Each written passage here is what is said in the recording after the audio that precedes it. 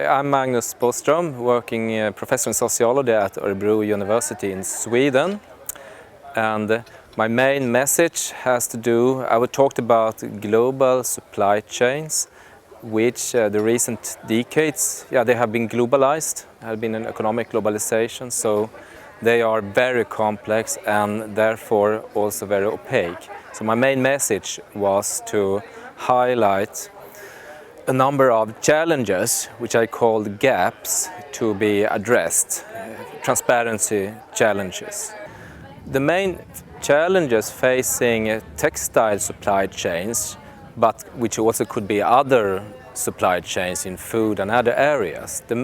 These are, for example, the physical distance between production and consumption.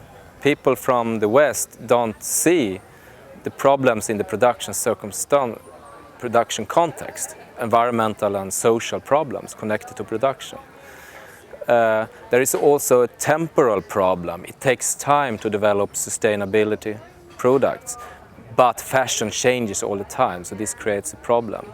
There is information asymmetries between those having information from the suppliers, those requiring information among buyers. There are communication barriers. I addressed a number of communication barriers in the talk. There are also compliance gaps. It's easier to define standards than actually to have them implemented.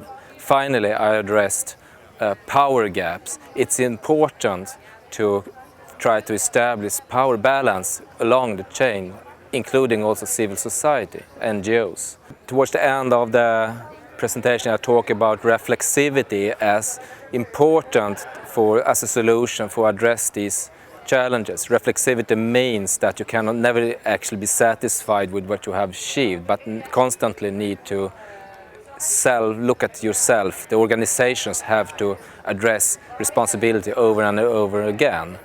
How can we confront challenges? How can we what is the distribution of responsibility, etc. So it is a process.